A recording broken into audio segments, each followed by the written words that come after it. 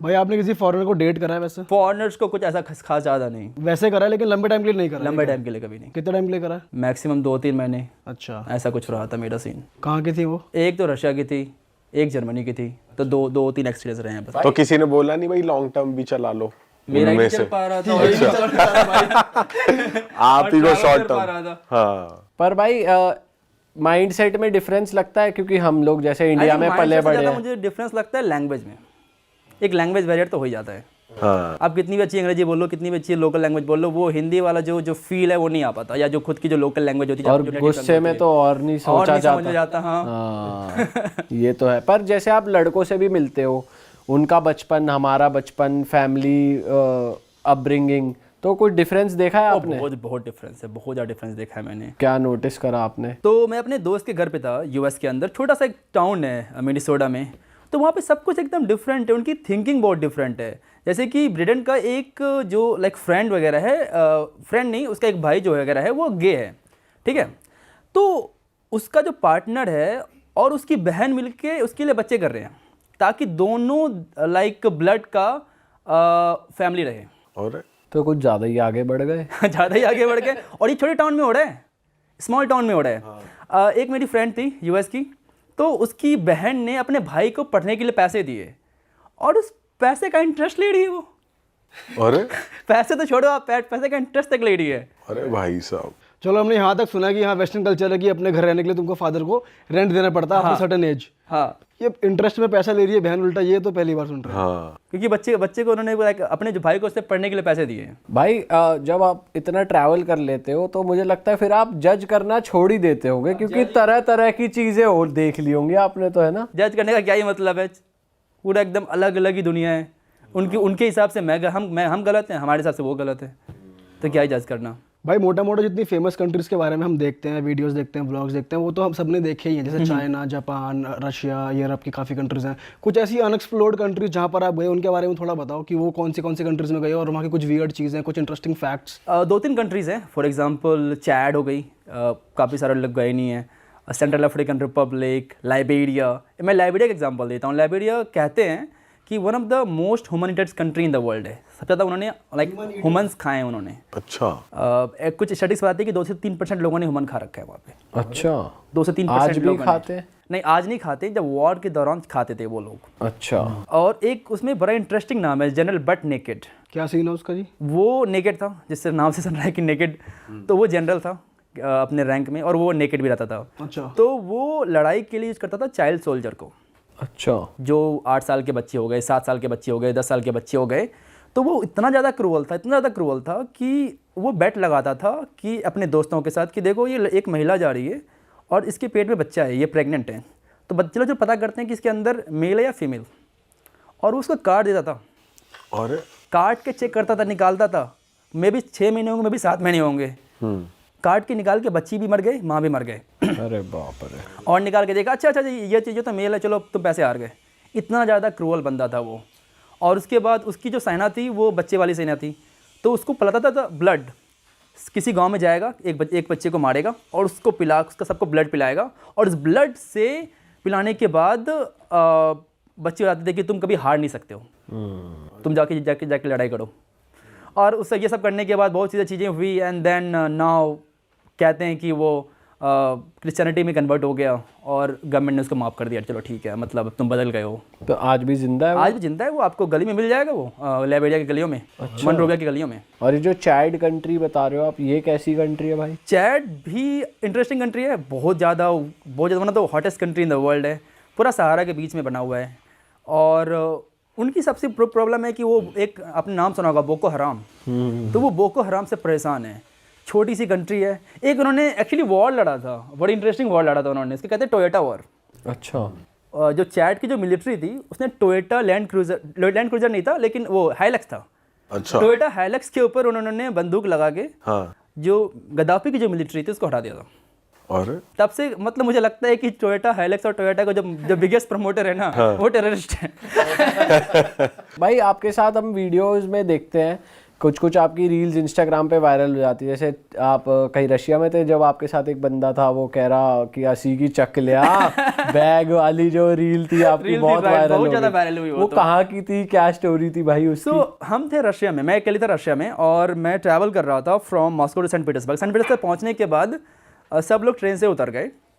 मैं कुछ ब्लॉग बना रहा था कि कैसा ट्रेन है, नई एक्सपीरियंस है। एंड देन वो बंदा आया और उसने बैग को उठाया।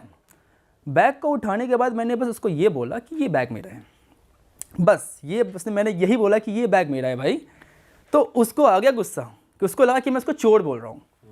अब आपने मेरा बैग उठाया तो ही ना मैंने बोला, आप बैग देखते तो मैं कुछ नहीं बोलता, आपने मुझे बैग उठाया, आप लेके जाते नहीं गए, मुझे क्या पता। मैंने आपको ये बोला कि ये बैग मेरा है, दैट्स इट, ये बैग मेरा है।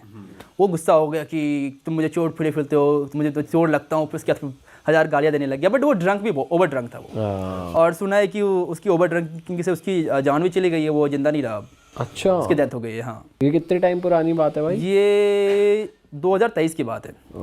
ये वीडियो अब वायरल हो रही है। हाँ, अब वायरल हुई है। और भाई कुछ लोग आपको कन्वर्ट होने के लिए भी कह रहे थे ट्रेन में, वो कहाँ की बात है? वो भी बहुत वायरल हुई हाँ, थी। ये बात थी अल्जीरिया की। अच्छा। अल्जीरिया में actually, Algeria is not only example, आपको बहुत सारे मुस्लिम कंट्री में देखने को मिलेंगे। अफगानिस्तान ले लो आप, अल्जीरिया ले लो, कजाकिस्तान ले लो, जितनी मुस्लिम कंट्रीज है ना, एक कोई नहीं कोई आपको एक बंदा तो मिल ही जाएगा जो आपको बोलेगा कि कन्वर्ट हो जाओ। ये बहुत नॉर्मल है। ये बहुत नॉर्मल है, बहुत ज़्यादा नॉर्मल। और ऐसे लोगों से कैसे डील करना चाहिए भाई? मैं तो क्या क्या करता हूँ, पूछता हूँ मुस्लिम हो? हाँ मुस्लिम हूँ, ठीक है, कुछ नहीं बोलता फिर वो।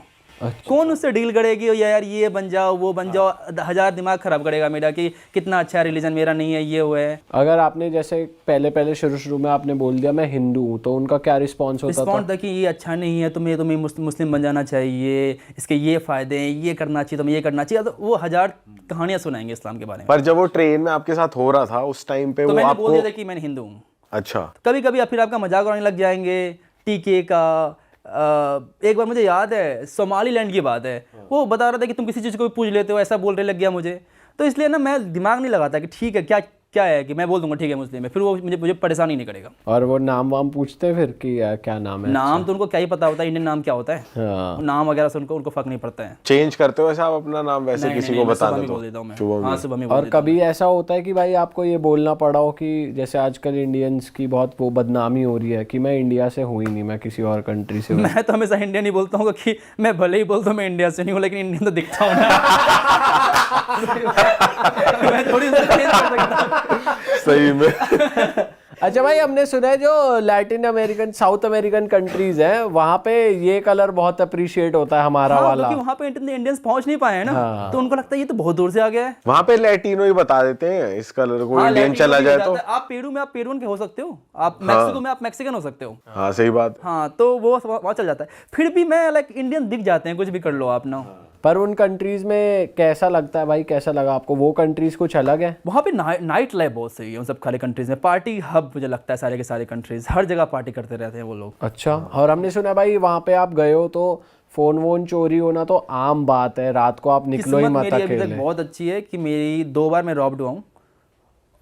एक बार 3 बार एक्चुअली रॉब्ड हुआ हूँ। एक बार जो रॉब्ड हुआ था वो मुझे पुलिस ने रॉब कर लिया था। अरे ये कहाँ पे हुआ मैक्सिको में। ये नॉर्मल है, कॉमन है, कनकून के अंदर कॉमन है ये। कि पुलिस ही तुम्हारे सामान हाँ, चोरी कर पुलिस ली? क्या आपको- हुआ था भाई, आप पुलिस- डिटेल में बताओ जरा। सो मैं जा रहा था, रास्ते में था, पुलिस आई और बोले कि आपकी तलाशी लेनी है कि आपके पास ड्रग्स है या नहीं है, और आपका तलाशी लेते लेते आपका वॉलेट निकाल लेगी। वॉलेट निकाल लेगी और वॉलेट खोलेगी। वॉलेट खोलने के दौरान आपका सारा पैसा निकाल लेगी वहाँ से, और पता भी नहीं चलेगा आपको, चोरी और रॉब। पता भी नहीं चलेगा? आप थोड़ी खोल के देखोगे कि आपका वॉलेट लेने किसी ने निकाला है, क्या निकाला नहीं निकाला है। आपको लगेगा ये पुलिस है। अगर आपकी यहाँ पुलिस तलाशी लेती है तो फिर आपका अगर वॉलेट आपको वापस कर रही है तो आप थोड़ी चेक करोगे कि आप के पैसे निकाले नहीं निकाले। जनरली आप शक तो नहीं करते हो पुलिस की कि पुलिस ऐसा कुछ काम कर सकती है। सही बात। और ये मेरे साथ नहीं, बहुत सारे लोगों के साथ हुआ है मैक्सिको के अंदर, कनकुन के अंदर बहुत लोगों के साथ हुआ है ये चीज़ें। और कौन सी कंट्री में हुआ ऐसा एक्सपीरियंस आपका? क्यूबा में हुआ था मेरे साथ एक्सपीरियंस में, लेकिन क्यूबा वाली स्टोरी कुछ ज़्यादा ही क्रेजी है। जो वो हुआ था मेरे साथ, मैं रात को जा रहा था, बंदा आया, उसके पास कोई कुछ था नहीं, बट वो कब के हट्टा कट्टा बंदा था, और आगे उसने मेरा गला दबा के बोला मुझे सारे पैसे दे। मैंने उसको दिए पैसे $100 से, उसने ले लिए, लेके भाग गया।